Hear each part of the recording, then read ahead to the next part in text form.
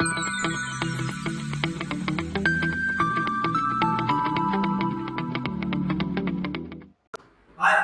this is Patel. In this lecture, we are going to look at the thermal stress application in the compound bar. So, compound bar is somewhat different from the composite bar. Composite bar method contains two number of steps. Similarly, we are going to look at the two number of steps to solve the examples based on compound bar. So first of all, we are going to look at the theoretical concept of the compound bar. Then how we are going to identify these thermal stresses in the compound bar in our examination. The easiest method to find out whether it is a compound bar or not is from the diagram. So diagram contains this type of a stepped bar, or we can say that the bar which is having the cross section variation, or we can say if we cut it from here, then the bar is of the different cross section, and if we cut it from here, then the cross section area is different. So that is why, so this type of a bar is known as a compound bar. Also, we can know that this type of bar is this bar of varying cross section. In order to solve this type of examples, we need to use some of the notations which are enlisted over here.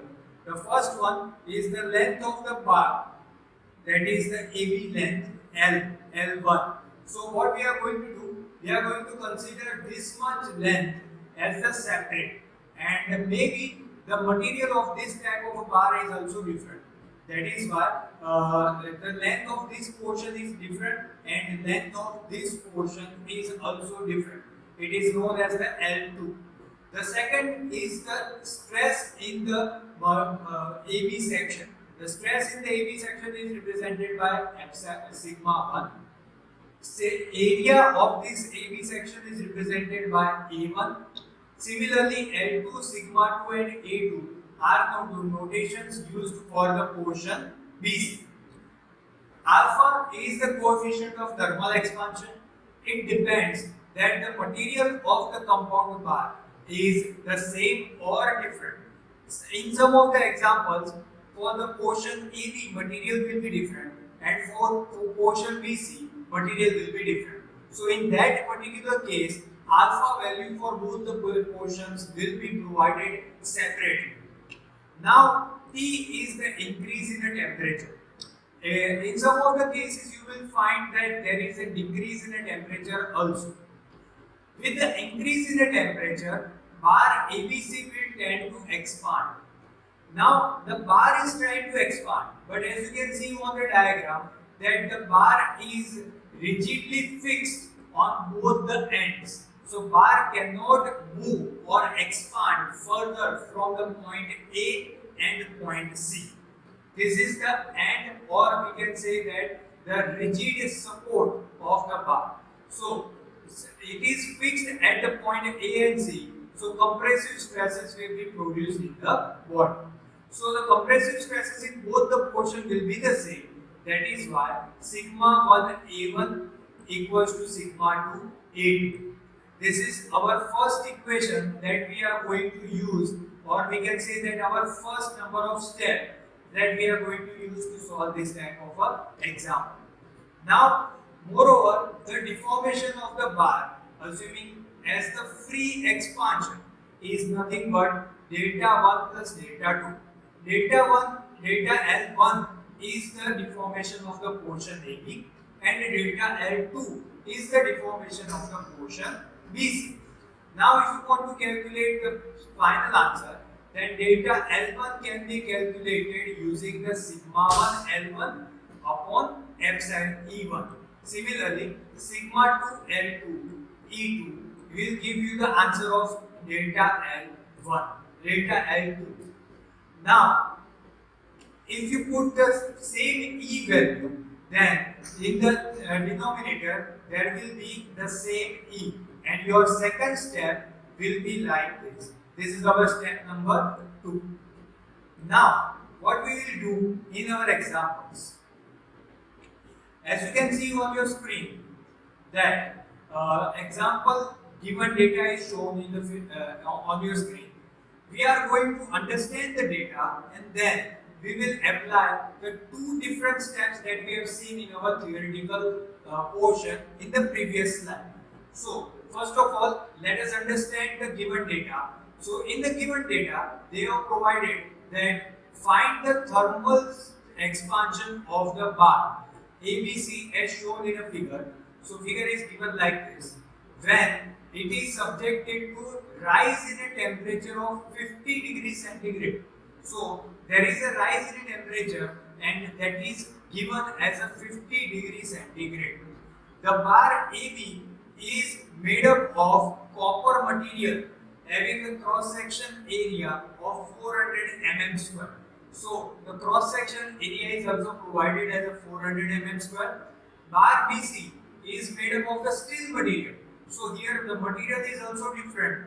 The cross section area of the steel is given as 100 mm square. The Young's modulus for both the material is given as Young's modulus of steel is 2 times Young's modulus of copper, that is known as a 200 gigapascal. So from that we can see that the Young's modulus of copper is nothing but the 100 gigapascal.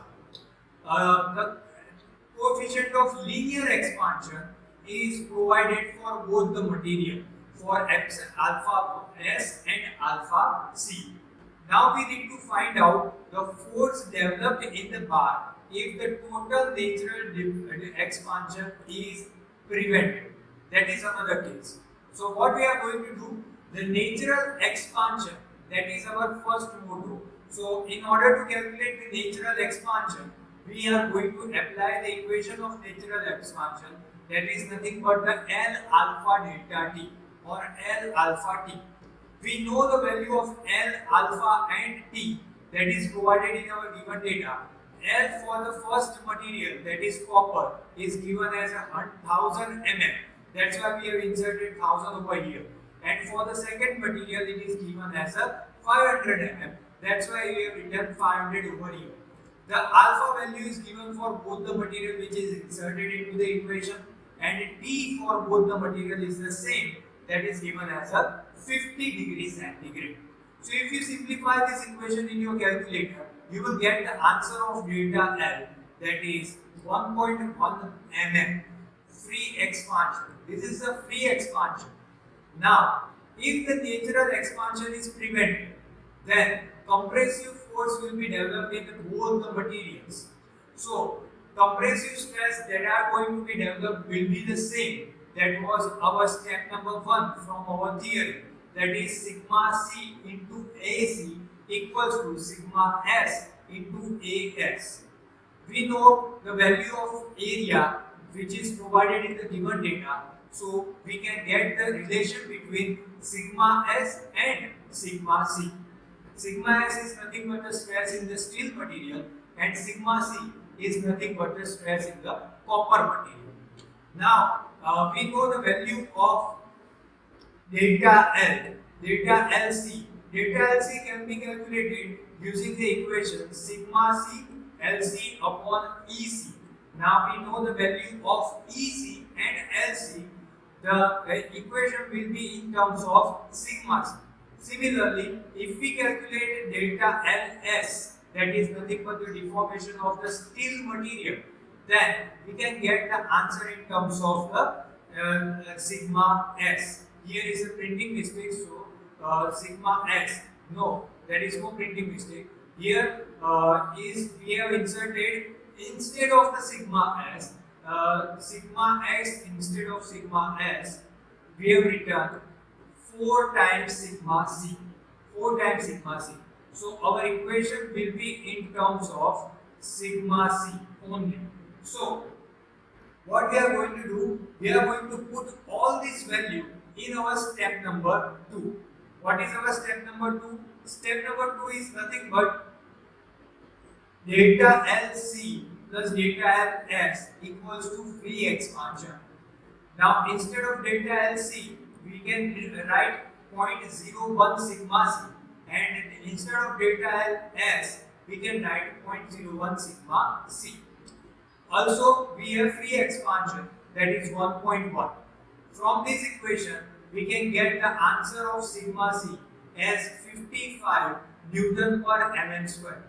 If you put this value in the equation number 1, then you can get the answer of sigma s as a 220 Newton per mm square. So we got the values of stresses in both the material. But in the given data, they also asked for the forces that are being developed in the material. So we are going to use the basic equation of the stress, that is nothing but the force upon area. So and making PS, that is force in the steel material, as a subject, then you will get sigma s into area of steel material.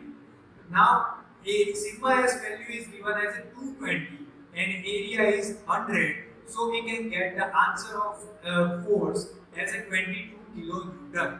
Similarly, for copper material, sigma c into area of C, we will get the answer of 22 kilonewton. Similarly, for copper material also. And the nature of this type of forces, both the forces are going to get as compressive nature. So the nature of both the forces will be the same. So this is how we calculated entire example of based on compound bar subjected to thermal stresses. So whenever this type of example is asked, you have to remember the two steps that we have shown you in the theoretical portion of the slide number 1. If you remember those steps, then you will be easily able to solve this type of example in any examination. So we conclude our lecture over here. Thank you.